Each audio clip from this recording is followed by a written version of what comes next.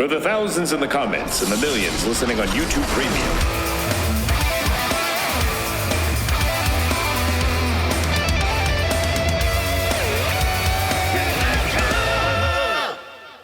Folks, welcome to the first episode of Slamboree here on Knitro, here on Knotfest. Today we're watching the last ever Slamboree at the request of our beautiful, beautiful guest. Effy, how you doing? Hi, I got to tell you, I didn't even realize this was a part of a Slamboree. I just like that they had run out of ideas at this point and said, let's just start stacking up cages.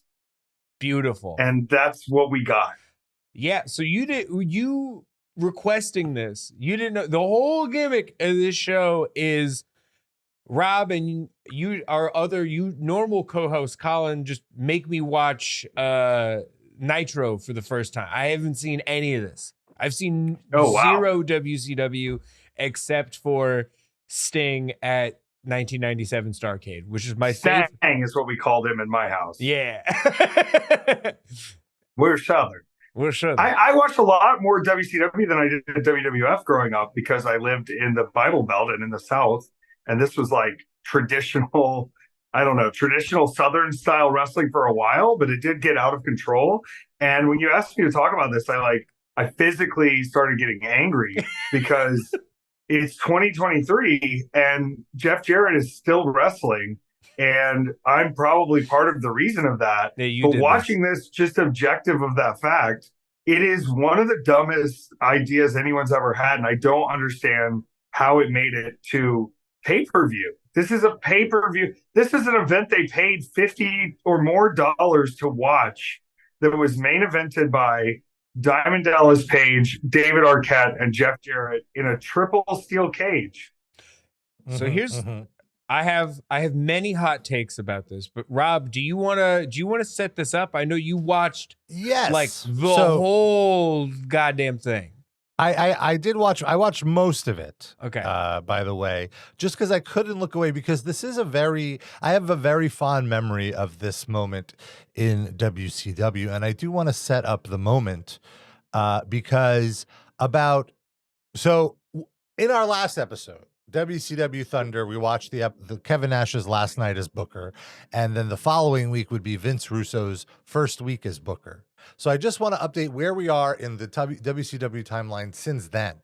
Since then, Vince Russo came in for 3 months and steamrolled the entire show and rewrote it in his image and made himself an on-screen character and did all of these things that basically turned the show into Raw.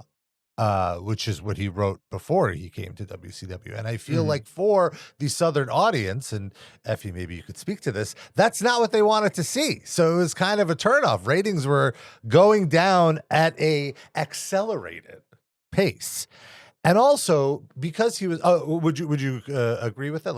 Were you? I would completely agree because it was a lot more shenanigans than it was, big boys hitting each other. Yes, exactly. The big boys weren't playing. Vince shenanigans Russo. The average match time probably was 2 minutes once he came in. So they're not giving the fans what they want. Also, he had some edict where he had to raise the rating of Nitro. So he foregone any hype for pay-per-views. All the good stuff was saved for Nitro, which just made the pay-per-views worthless and people have to pay for these things. But his job depended on the Nitro ratings. Anyway, after a few months, they were sick of his shit because he was so hard to deal with, and they fired him, or they sent him home because he was still under contract. Then they had this whole committee doing so they had this whole committee and they put Kevin Sullivan in charge of the committee, and Kevin Sullivan had heat with Chris Benoit because of Chris Benoit's alive wife at the time, who was Kevin Sullivan's ex-wife at the time. And also some of his crew, like Eddie Guerrero, Perry Saturn, and Dean Malenko, didn't want Kevin Sullivan as Booker because they thought that he would take it out on them. He didn't like them. They didn't like working with him. They wanted out of their contract. WCW let the 4 best workers on their roster go to WWF, the competition, completely depleting their upper mid card. And the whole, like, Sullivan got pushed out. The whole booking crew did not work. So then their bright idea was like, let's go back to the two people that had success in the Monday Night Wars, Eric Bischoff and Vince Russo, and let's have them work together. And that brings us to about 3 weeks before this pay-per-view. And there is literally a full hard reset. But before I go to that, Effy, do you have anything to add? I just want to mention, too, just because of the look on your face, Jordan, Nancy Benoit, the wife of Chris Benoit, when she was on screen with Kevin Sullivan, she was just known as Woman. Woman. That's her name was Woman. You can be my woman. I also want to point out that the listed Wikipedia poster for Slamboree 2000 is, and I love pouty twinks, but this is Buff Bagwell making this face. So he's making the buff face. He's making the buff face, and that is the exclusive image to get you to purchase this pay-per-view full of conflict and fights between grown men.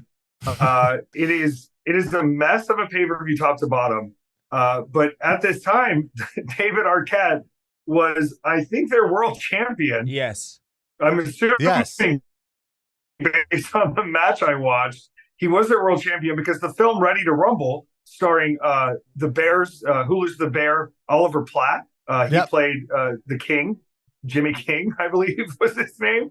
And so I guess they had figured out that Arquette was going to have Diamond Dallas Page on his side. He didn't want to be the champion anymore, and he was going to have to team up with DDP to defeat Jeff Jarrett in a triple steel cage match. But lo and behold, I hope I'm not spoiling anything for anyone, there was darkness afoot, and some swaps happened. We're jumping way ahead here, though. We're jumping way ahead. I want to take a step back. We can get ahead. You can synopsis this thing and still find the joy of it. Oh, yeah. But this is what happened to the structure. It is a very large cage. Insane. With a regular cage on top, with a dog kennel on the top of that. So this cage was to promote the movie, because this cage is the final showdown in the movie Ready to Rumble, where Oliver Platt's character wins the title back. This is also not the first time they've done this 3 cages thing. They did it with they've done Man a 3 Hogan. cage. Yes. But it was a different triple cage. I don't think it was this cage. It was a different triple cage structurally and size-wise. Because also it was in the back of the arena. Like the traditional matches happen in the middle of the ring, and then this was a separate ring. And that was, believe it or not, even more of a train wreck. But that's in our timeline, Jordan. That's like we're so close to it. We're like 4 months away from the depths of that. But so. If I could, so 3 weeks ago, hard reset. The hard reset is the quote unquote young guys, the new talent called the New Blood, versus the Millionaires Club, which are all the legends, like all the names, like Ric Flair, Hulk Hogan, Sting, Lex Luger, and the Millionaires Club were positioned for some reason as the faces, and the young guys are positioned as the heels. Which is so stupid and immediately kills the whole thing, I think. Don't they always do that, though? Like, wrestling loves their old, like, the Nexus is the young guys are bad. When they did NXT and Survivor Series, the NXT is cheating to win. Like, they love new guys are pieces of shit and they don't respect their elders. That seems to be wrestling 101 to me now. Yeah.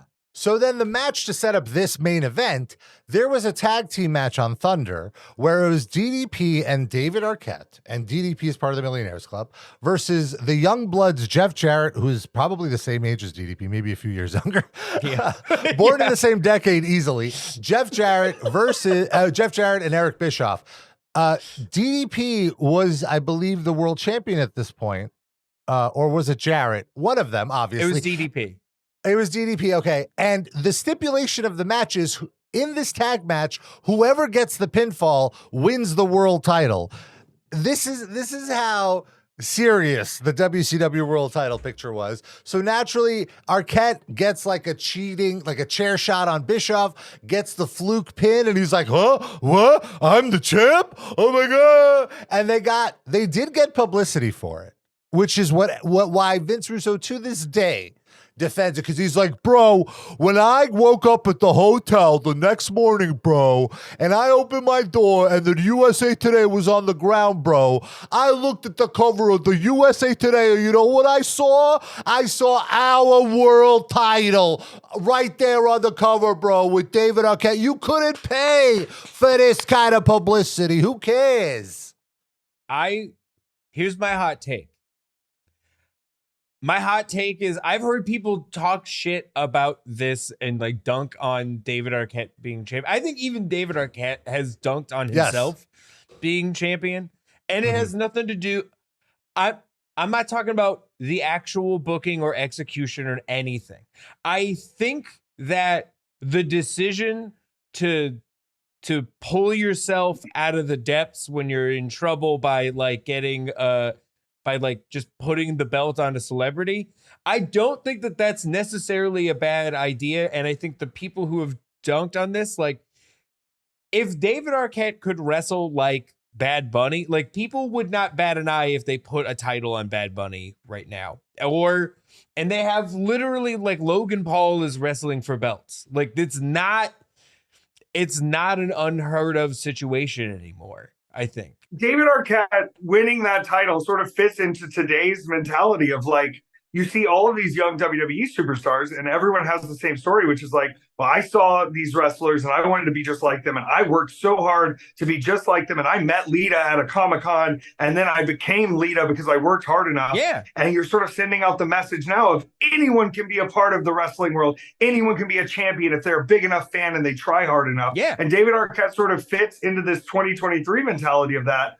a lot better than it worked back then in 2000, where you had a lot more hardcore wrestling fans and there was more wrestling to choose from going, oh, so this company's just going to let any old schmuck in here because he's been in a movie to win our belt, versus now where, like you said with Logan Paul, with Bad Bunny, the celebrity interaction is like, see, they take us seriously too. Even these mainstream Hollywood people have to come put in the work to be a superstar like the rest of us. Yeah, which is like, that's its own conversation, but I think that it's like, I don't know, I don't think it would have been like, I think the bigger problem is they just took David Arquette and they're like, you're winning the title. I think that the decision, like if they trained him a little bit, I feel like it's not as, I think it's not as terrible an idea to like, to do it, like whatever. I feel like I remember at the time I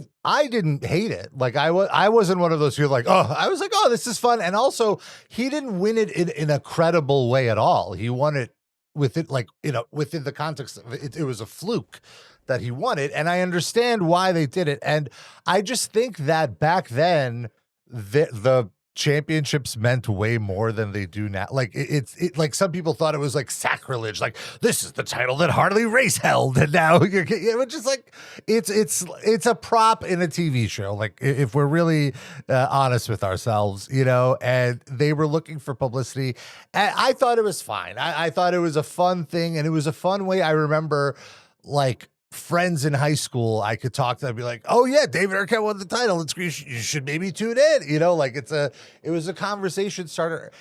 And it was the least of their problems at the moment. There's so much more wrong with what was happening in WCW than this. Here's the thing. We've been watching for like 3 months now, and I ain't seen one person win this title in the way that they should have. I don't think I'm ever going to see it. Exactly. I don't think anyone's ever going to win this the best looking wrestling belt in the entire world. No one's ever going to win it in a way that feels good. It's never going to happen. No, it's got to be a very complicated way. But I also, and I didn't just watch this, but I'm also kind of remembering that like they sort of built in the, hey man, I may have fucked up winning this belt as a part of this whole storyline. Oh yeah. Like he immediately was like, I shouldn't have done this. I'm really going to get fucked out here. I need some backup. This is not good for me personally. And they got Courtney Cox to appear on camera for free and be like, David, what are you doing? You're not a wrestler. She's Edith Bunker here. Yeah. And I mean, at that time, she's on Friends and she's a huge star. So it's like, you can't really argue with that kind of publicity leaking into real mainstream stuff. I don't know. Maybe Vince Russo had a point, bro. I don't think that, again, he's the mental. It also isn't that out because Vince McMahon is winning his own belt on the other show. Like it's all shenanigans. And I think that like, I think people take it out on like David Arquette, and that's stupid. Like he's doing, even in this match, he did all of the stuff that he's supposed to do correctly. He's owning up to the fact that it's like a huge mistake that he shouldn't have the belt. I think it's never really a problem with like the idea of what they want to do. The execution is always a goddamn mess, or someone's got to be like, or the contracts with the wrestlers are too powerful, and that doesn't work for me, brother, and then that fucks up the plan that they have. That was part of it. I actually have that in my notes. The thing about this Vince Russo era is like there were like 3 resets within the span of a year. Like a total heart. Like 2 weeks ago, they literally collected all the titles and were like, we're going to figure out ways to crown the champions.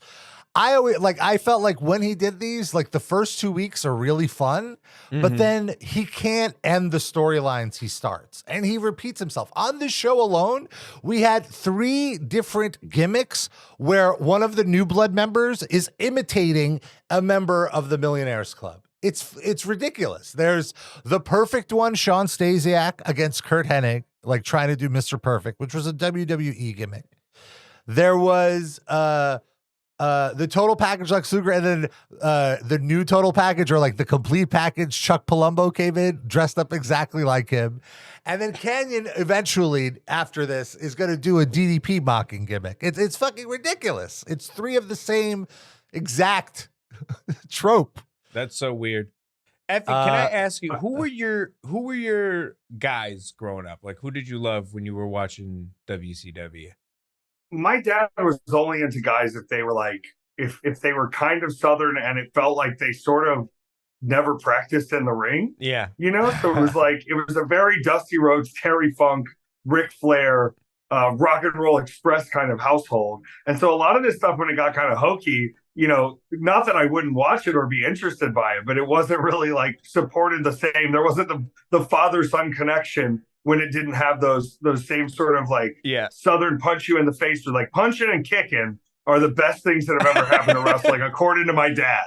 And when they started adding all the extra flair to it, pardon my pun, he wasn't as interested anymore. And so it was sort of like, I had to go on my own little path too. I loved cruiserweights. I loved all the weird gimmicks they did. I couldn't tell the difference. You couldn't ask me what mid-card versus main event was at the age of 7 to 10, because everything was of equal importance as it came through the show. I do want to say, though, to play devil's advocate here, at least Vince Russo was trying something different and new in a sense, because I see it now, especially with TV wrestling. It is the same repetitive tropes of like, here's an angle that worked in 95 that we ran back. Let's just do the exact same angle. Here's a Tully Blanchard finish that got over in 89. Let's do it again. So at least having a seep in of like, whether it worked or not, some ridiculousness or some direction of like, I don't know exactly where this is going if I've watched wrestling before. It's kind of nice, because nowadays, like, the agents behind the scenes are just all these guys from the 90s going like,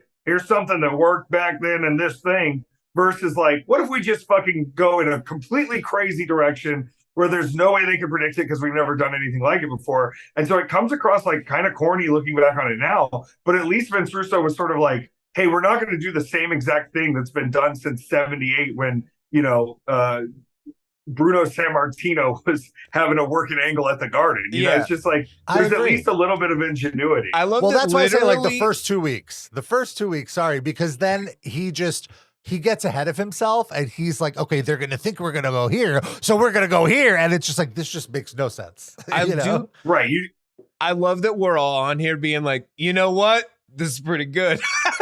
No, I agree with you. At the time, I was just like you, Effy. I was like, you know what? at least this is something fresh in WCW. They kept trying to rehash the NWO, and like at least the NWO is completely gone here. The only sign of the NWO on this show was Kevin Nash with a Wolfpack entrance. He still has the Wolfpack entrance, but he's just Kevin Nash from the Millionaires Club. He's not NWO. So at least it was fresh. At least they were featuring young guys, and even some of these matches are like work rate wise not good, but they're very fun. Not good at all. Yeah, they're very fun. So they're interesting. Yes, interesting. Yes, exactly. Like, let me just speed through the whole card here until we get to the good stuff. Chris Candido opens the show with Tammy.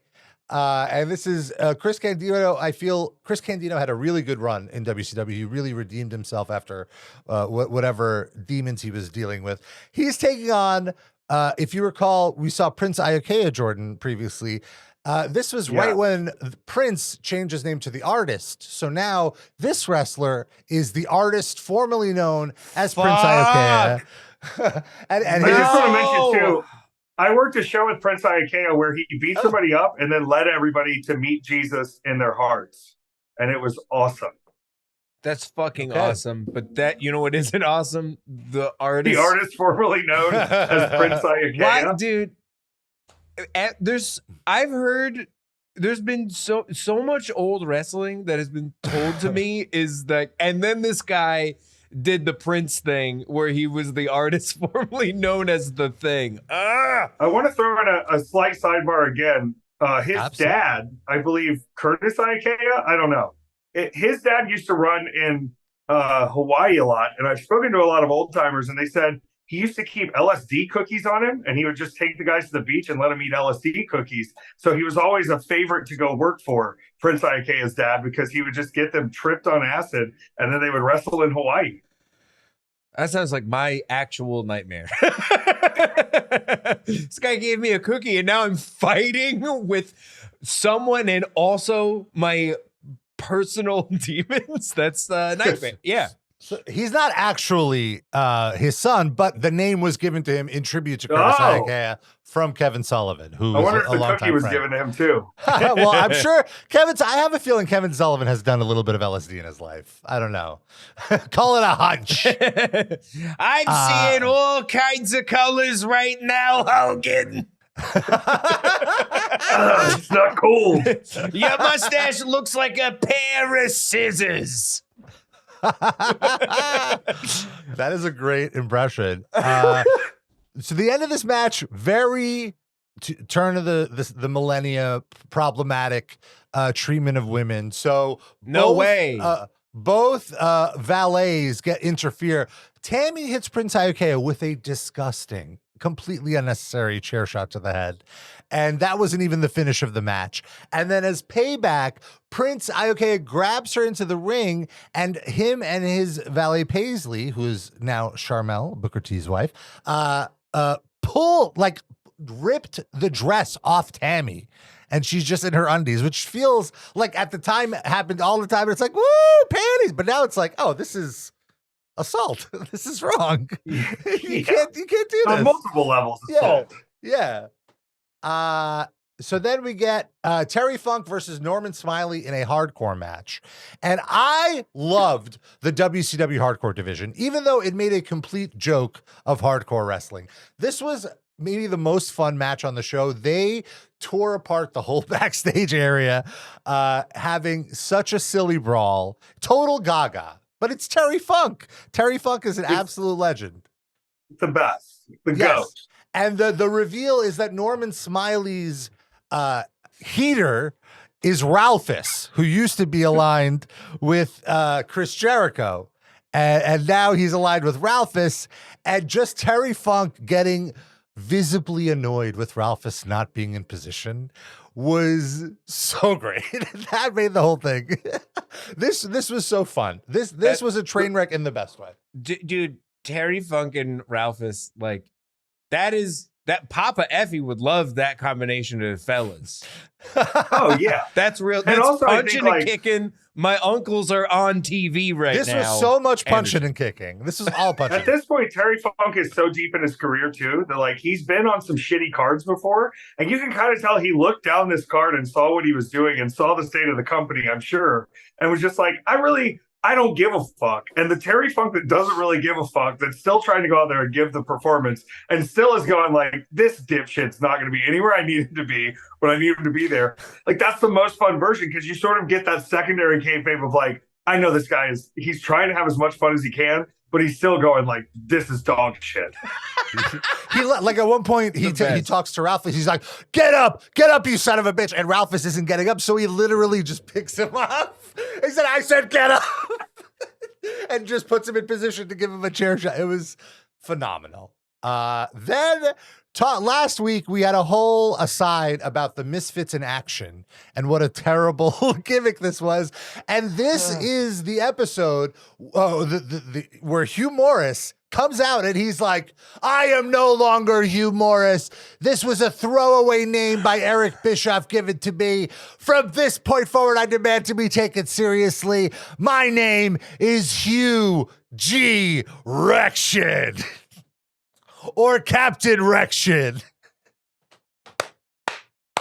Hugh G. Rection, who, big surprise, was treating people poorly when he became a coach down at NXT. Yeah, we were really like, we just couldn't believe the guy who named himself after a slobbing knob would be difficult to work with students. It's very surprisring. Well, the good news is he faced Big Papa Pump Scott Steiner, who obliterated him. Dude, that's so, it's just when they're barely a pun like that, or it's barely a joke, like, my name is Peter Niss, but don't say my first name. So it's just PKNISS. Russo loved the sex puns. In TNA, the faction was called Sports Entertainment Extreme, SEX.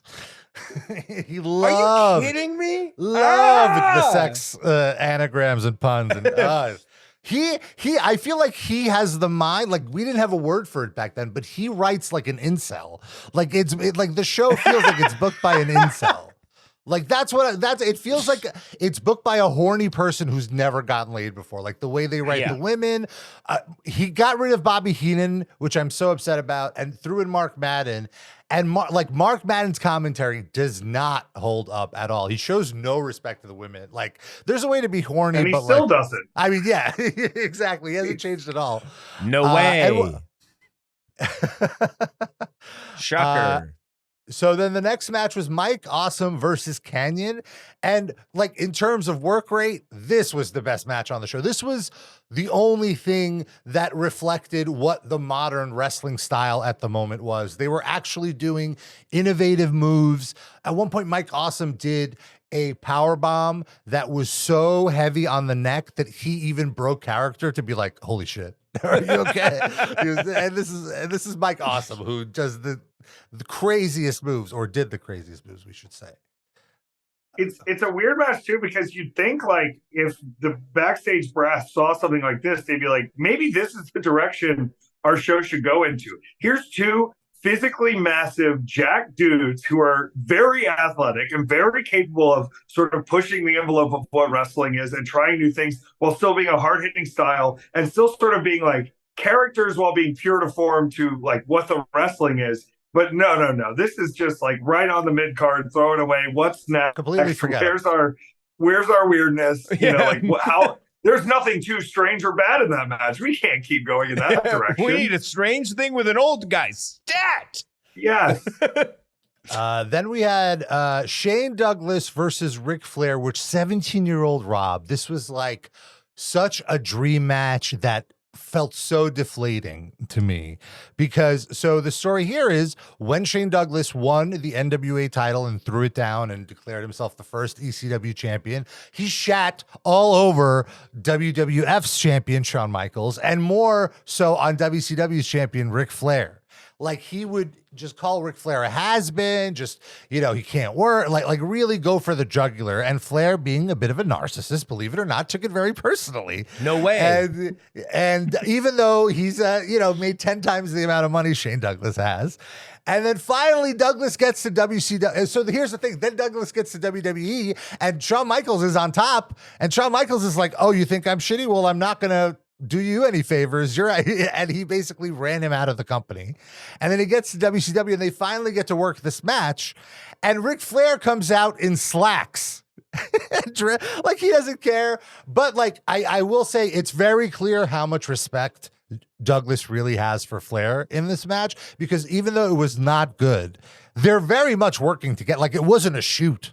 You sped right over the like how Ric Flair was dressed, because I'm scooting to find the match and I stop and I didn't realize it was Flair for a second. I was like, who's this guy who looked like he's like a child lost in a Nordstrom's? And no, it's Ric Flair. Ric Flair was very annoyed with Russo at this time. He felt he wasn't getting respect from him, and they kept like they wouldn't give him days off. Like this was also when he was trying to actually be a present father for his 2 younger children, and so he would take time off to go to wrestling meets, and they didn't want to give it to him. So whatever, he wasn't really into. A lot of the guys here, you could tell, are not pleased. No with way. Their story. We also skipped over Lex Luger versus Buff Bagwell, but that's who cares? fine. That's fine. And then Kidman versus Buff Bagwell again. He looks like his look is so insane. I feel like I want to push back on the twink label. I don't think he was a twink at this point. He was like a Falcon muscle jock at this point. No. I'm just saying I like twinks when they make this face. Yeah. Oh, okay, fair. Face. But I don't like him making that face. Like, it's a common twink selfie face. I want to know what he thinks that he looks like. Like, or what he thought like he looked like. Yeah. Is that it? Because it isn't that. Like, his hair and facial hair looks like it's tattooed on. He looks like if you got Jenny Tartovsky like animation hair and beard tattooed all over your face, and then the spray, like we talked, the airbrush business on him is ridiculous. Looks like I'm not allowed to leave the house looking more tan than my half black partner. And Buff Bagwell does not have that problem. This is, I mean, I don't know what the intentions are, but this is, legally speaking, this is blackface. Yeah, a little bit. It was of the time, I think. Like, everyone was getting this was before it was widely accepted that tanning beds lead to cancer, because everyone I've also asked a few very tan superstars, not particularly Buff Bagwell, how they maintain such an intense tan. And multiple guys have told me that they just inject melanin when they're doing their cycles. So it's a chemical alteration as well as the tanning bed that has become kind of commonplace in this and bodybuilding. That's really interesting. I didn't even consider that, but if you're already putting together a cocktail, throw a little melanin in there. Yeah, buddy, I just inject the melanin right in my stomach. I mix it in there with the steroid, and then it just get it all together. One shot. Yeah, listen, I don't do steroids. It's growth hormone, okay? I don't do steroids. It's growth hormone. It's not steroids. Get your just facts. Helping myself grow a little bit into a black man. Then we had Sting versus Vampiro. The one angle that was actually really badass during this time, because Vampiro is doing a total misfits fucking horror thing, and he's playing the antithesis to Sting's Born Again Crow character, and it's really cool. It really worked for me. I really liked Vampiro at this time. I remember, because also someone new who could work. He had a few high spots. I wasn't really tuned into Mexican stuff at the time, so he was brand new to me, and I love this thing. The match kind of sucked, though, I thought. What did you think of it, Jordan? I know you watched. Yeah, the match was not good. Yeah, this is once again, it's like you're telling me you have Shane Douglas and Flair on a show. You have Lex Luger and Buff Bagwell on a show. You have Vampiro and Sting on a show. How do you fuck it up? And it's by everyone doesn't want to be there and they are given poor direction. Not only does everyone not want to be there, no one wants to lose cleanly. So there's all these ridiculous convoluted finishes where nobody comes out looking good. It makes the whole thing pointless. Vampiro is the only one who loses clean, and my God, does he lose? Sting, it's not a good match because Sting just beats the shit out of him. Death drops him like 3 times, pins him, and we're out of there.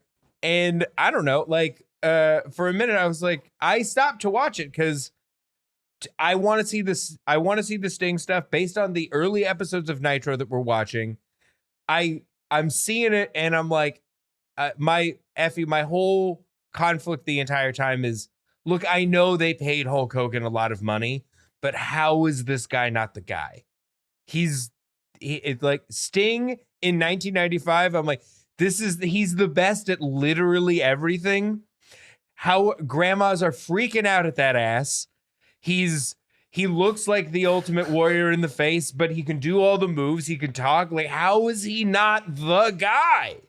It really just comes down to I think he's less morally reprehensible. Yeah. In that Hogan was willing to go yeah, if you don't fucking put me on top, I'll just leave right now. Right. And fuck these dudes. I'm not putting anybody over. And Sting is more of a real wrestling mind who's like, let's make sure everybody looks good. Let's make sure it makes sense. Oh, well, I'm not going to step on anybody to get higher on the card. And really, as bad as it sounds, that's going to fuck you up as far as wrestling goes. It's beautiful that he still has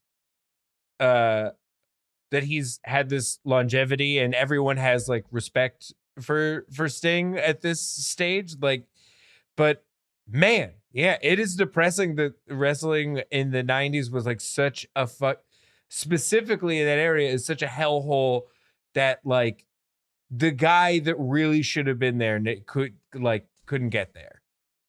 It sucks. That's WCW for you. Yeah.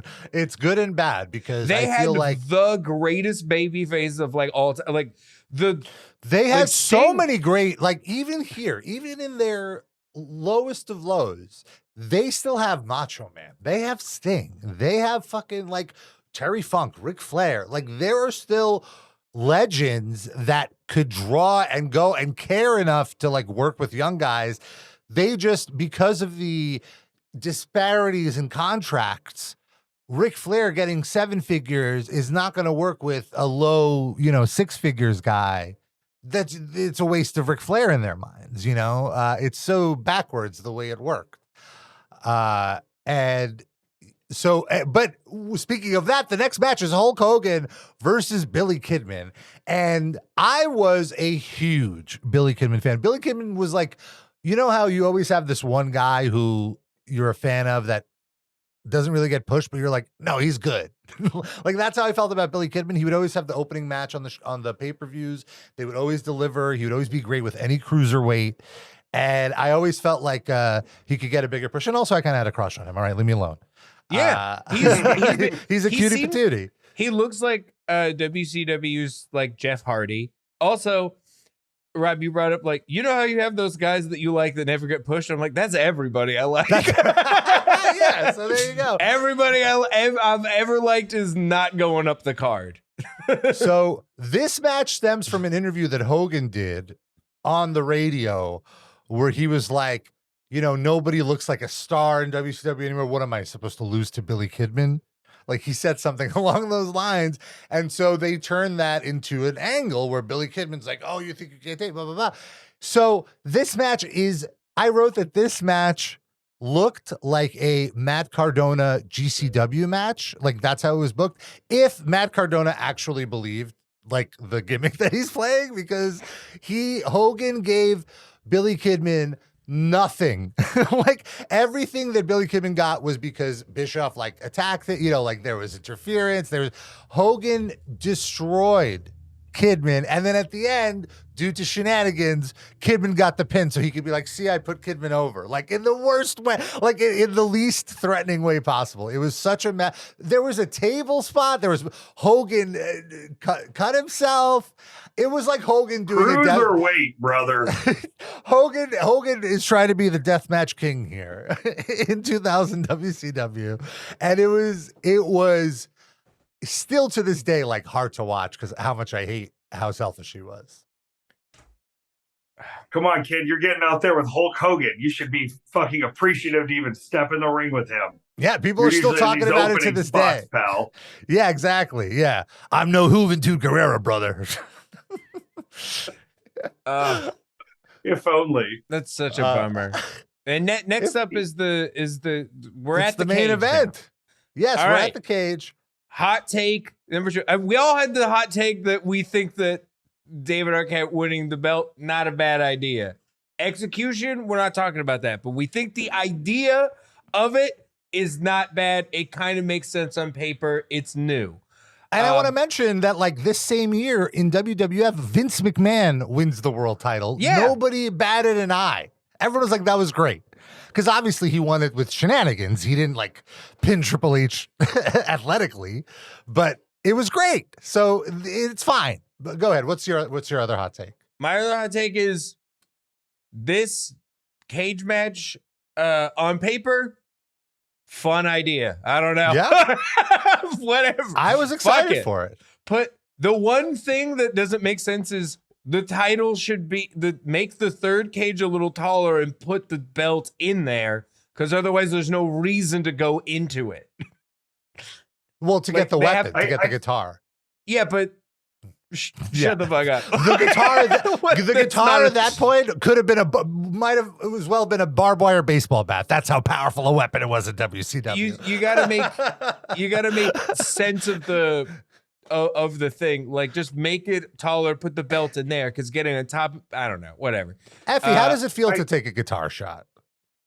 It is not fun. They're very unpredictable. So it's like, like a chair is a flat, hard surface. You can kind of prepare for that. You really don't know where like the wood is going to go and the strings are going to go, right, and sort of like how it's going to hit you or how it's going to crack. And then what I've learned at a lot of indie shows, God bless Jeff Jarrett for at least taking a precaution with his guitars. Some of these people don't know that you kind of have to like take those hard pieces of wood out of the middle of the guitar. Yep. So I've seen people at indie shows take guitars where like they've not been prepared, and it does not look good at all. Yeah, like Jarrett has either nylon strings or no strings, which is right, as you should. But I'm not going to take metal strings to my head because they will literally shred my face. Dude, yeah, I was going to say, I've seen dudes like a string will break and the string goes through their hand. Like through their palm. It's a guillotine wire. Yeah. It's like, it is going to kill you. I just want to say also, it seems like they called parts of this match, but it also seems like they didn't remember they had access to this very unique structure. And so like, they're sort of brothering, walking, talking a lot of the aspects of this match that like could have been unique or used parts of this thing. Cause it's sort of like, here's this structure, here's this crazy match. And then it's sort of like, and then I guess they're going to go to the next level when it's time. And then I guess they'll go to the next level when it's time, and they'll do some stuff in between. And there's some real hokey shit they kind of called and played. And I mean, they used David Arquette as well as they could have, I guess, but it just felt so sloppy and so like unthought out during the whole actual part of the match that it was all right. This is how unthought out it was. In the video preview, where David Arquette, who at the time was the spokesperson for 1-800-COLLECT, children back before cell phones, if you wanted to reach your parents, you didn't have a quarter, you could make a collect call where the person on the other end of the line would pay for it. And there would be companies like 1-800-COLLECT that would spam these shows that teens watch, so you would use them. And he was the spokesperson. He said, I'm going to 1-800-kick your butt. And then there's a Tony Schiavone voiceover. That is a great one.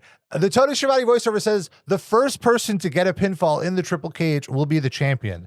And then immediately when they get to right before Michael Buffer, Tony Schiavone says now in the live voiceover that to win the match, you have to climb up 3 cages and grab the title. So they didn't even know what the stipulation was until the day of the show, because this video package had to have already been done, you know? I don't think I've watched. Go ahead. Sorry. I was just going to say, it makes you think that like they got there that day of and then the guys met and were like, here's our idea. And they were like, oh yeah, okay, well, we'll just change the stipulation on the fly to make that idea work because we've been telling everybody something completely different. Here's the thing. Almost every WCW pay-per-view that I've seen that has Tony Schiavone talk about the main event, and then it happens the opposite of that, and it ends with Tony going, "Well, what do you want from me? I don't know." Like, I guess not. Schiavone is really checked out here. You could tell, like, he doesn't like Mark Madden. On commentary, he's like, "Dude, come on, chill out with some of these." Like, he called the valets tramps at one point, and it's like, come on, like, chill, dude. Like, he's so checked out. Yeah, well, like. Last week we watched the Kevin Nash is drunk and doing announcing on Thunder. I watched some of the follow-up Halloween Havoc that it was the go home for, and that entire show is Tony Schiavone going like, now in this match this will happen, and it's not that. Like the show, like, Goldberg comes out at the end to like challenge Sting, and Tony says like, so I'm being told that this isn't for the title, and then Goldberg walks out with the belt and he's like, God damn it. This is now for the title. I guess it's for the title. I don't know. Fuck.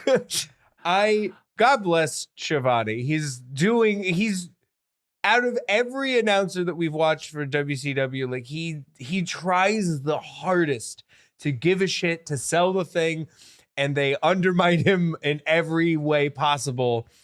And he comes back to each show with a semblance of a spirit.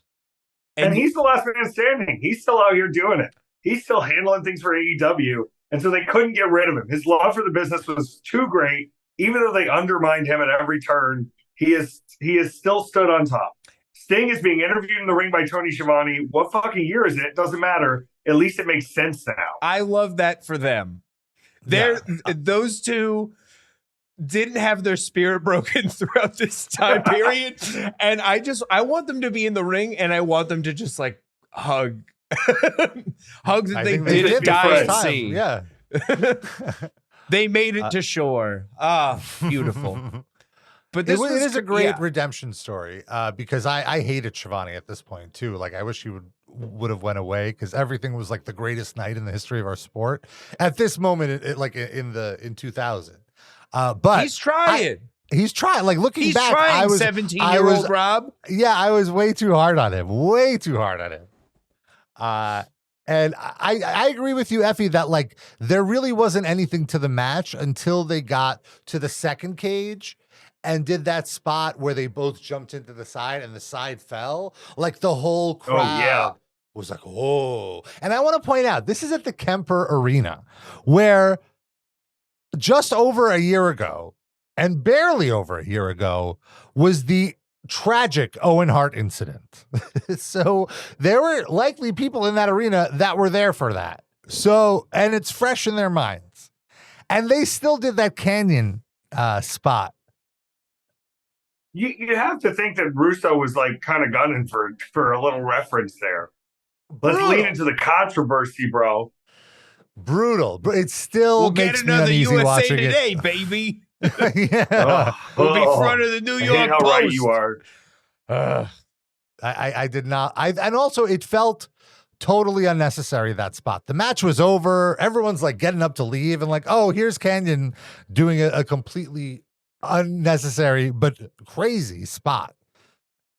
I think Effy, I think you nailed it. Like, this is why I think the cage, honestly, AEW, somebody should bring back this big ass dumbass cage and have fun with it. They need a, like, the youngins that are doing all the crazy bullshit, like they'll have so much fun with this thing. It's all every gimmick match is stupid, and when they work, it's because like the people working with it are fun. Like there's a good version of a gimmick. Yeah, if there's a little bit of thought put into it, it actually can make sense. Yeah, you know, totally. It's can we talk about this third cage just being lined with guitars, leading to the least surprising turn of all time? I was not surprised at that turn at all, and I loved the tiny guitar center that they walk into it. They called it the guitar room, which I popped. I was like, it's a Sam Ash. Let's fucking go.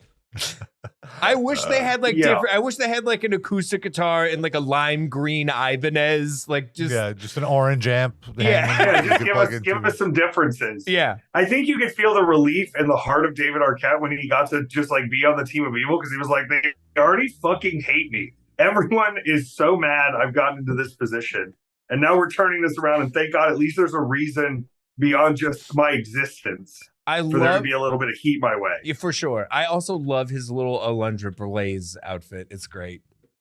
He looked fantastic. Yeah, he's like, I don't know. To me, I was like, looks like Alundra Blaze. Fun. He's wearing a little slutty fire outfit. It's great. What a peach David Arquette is, because he did not keep a cent of the money he made in WCW. He donated all of it to the families of Brian Pillman, who had died by that point, Darren Drozdoff, who was quadriplegic after an in-ring accident, and Owen Hart. So I thought that's like, what a mensch for doing that. Didn't even know that, but that is, what a lovely creature. He did not need the money. We all love David Arquette. Like he's a big sweetie, trying his best, and he got his actual wrestling redemption story. I was supposed to fight him, and then COVID happened, and his wife had booked me at the nicest hotel I've ever seen as a wrestler, and I was like, this feels like the tables are turning, and then the entire world stopped. So he was still just, even for a little indie boy like me, like taking care of the boys is the best way I can put it. That's so beautiful. He put you in a DoubleTree. It was like an artisan DoubleTree. It was a Sheraton. I've never seen anything like it. No, most of my hotels are Spanish for free high-speed internet. La Quinta. Yeah, La Quinta, Hampton Inn. Whoa. I'm talking about a Motel 6 with a continental breakfast. Ooh, those Danishes. My new rule is no gunshots, no blood on the sheets. So I feel like I'm actually making a higher. I'm getting up there in the world. There you go. I think that's beautiful for you, and I'm excited. I hope you guys should get somebody to book that match. Book that match, somebody.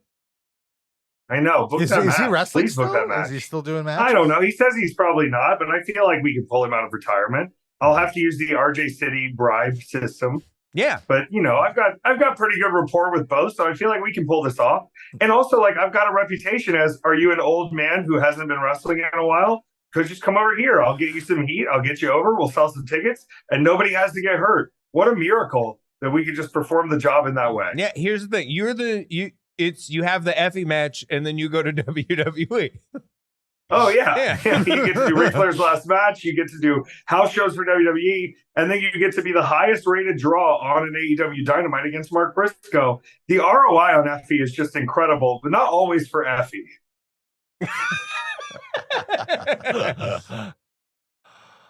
That was great.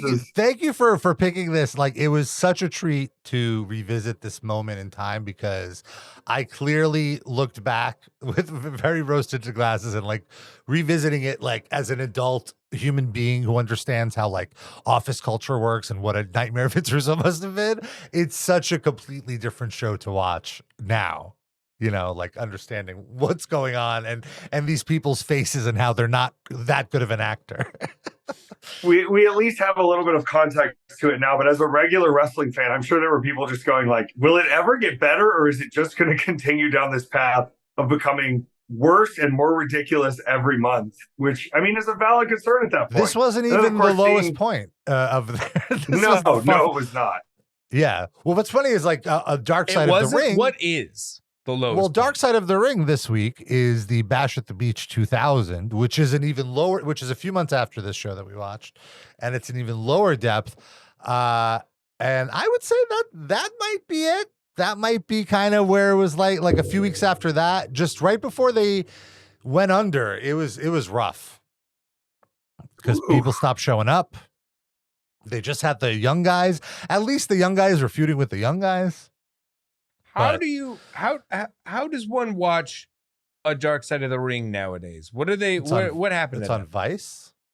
Well, have you ever heard of those guys that used to sail the seven seas looking for doubloons? Because being a pirate is the most fun you can have anywhere. Yeah. You don't even have to go far. Like, I feel like they're all on YouTube. Just like they don't even try to take them down. You can find them. No, I think they just mirror the image, and you can find it pretty much the day after. Yeah, it's worth a watch. But I don't need the lower thirds. I'm good. This was a really fun revisit. Effy, thank you so much for hanging out with us. I love it. I've got to go see Teenage Mutant Ninja Turtles. Oh, fun. I didn't even know that was I didn't know it was out. Fun. It's out. It's out. I'm ready to go. I'm being yelled at as we speak because I'm not out of the car. I love you all very much. I've enjoyed talking about this. I love you, seeing Effy. the demise of a wrestling company. It's magic. Beautiful stuff. All right. Well, it's now the demise of this episode, folks. Thank you for joining us. We'll see you next week. Thanks, guys. Bye, Effy.